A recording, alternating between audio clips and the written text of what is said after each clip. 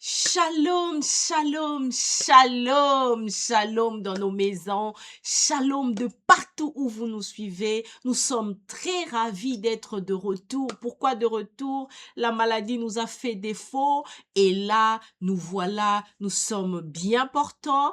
Comme on dit, we are back on track. Donc, on est là, ça y est, on reprend les bonnes habitudes.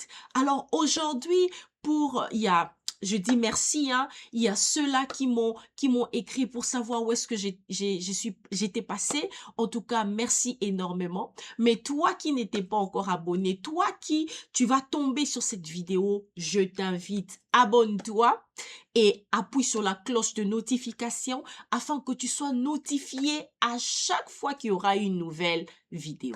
Alors aujourd'hui, j'aimerais partager avec les uns comme les autres un passage merveilleux que j'ai lisé ce matin qui m'a fait énormément du bien. Alors j'ai pensé aussi à toi afin que tu en bénéficies. De quoi il s'agit? Il s'agit du psaume 4, le verset 7. Alors d'emblée, j'aimerais dire, il y a plusieurs versions, mais la version qui m'a séduite, c'était la version Semeur. Qu'est-ce que la Bible dit? Ils sont nombreux ceux qui demandent d'où nous viendra donc le bonheur.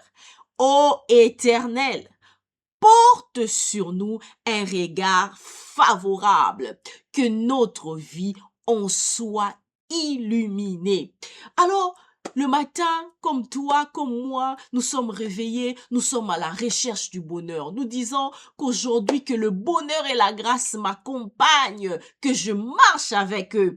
C'est bien, mais à côté de ça, David ne s'est pas limité à se poser la question de savoir d'où lui viendra le bonheur ou à constater que tout le monde aussi cherchait d'où viendra le bonheur.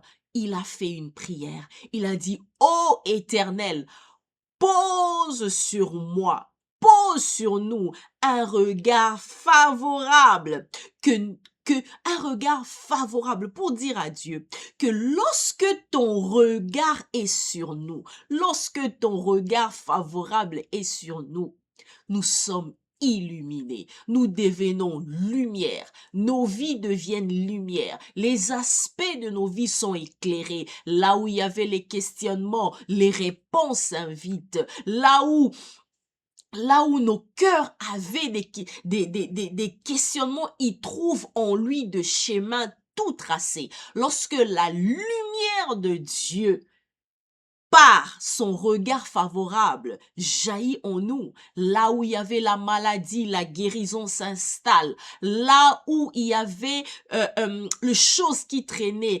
dorénavant, il accorde de l'accélération. Là où il y avait des pleurs, il y a des joies et des chants d'allégresse. Alors je viens t'encourager. Je ne sais pas par quoi tu passes. Je ne sais pas quelle couleur la vie te donne aujourd'hui, ou bien la journée te donne aujourd'hui. Je ne sais pas quelle couleur les circonstances te donnent aujourd'hui, mais j'aimerais t'encourager en te disant, fais avec moi cette prière. Ô Éternel, pose sur nous un regard favorable. Lorsque le regard favorable de Dieu est sur nous, en tout cas, les choses ne restent plus le même.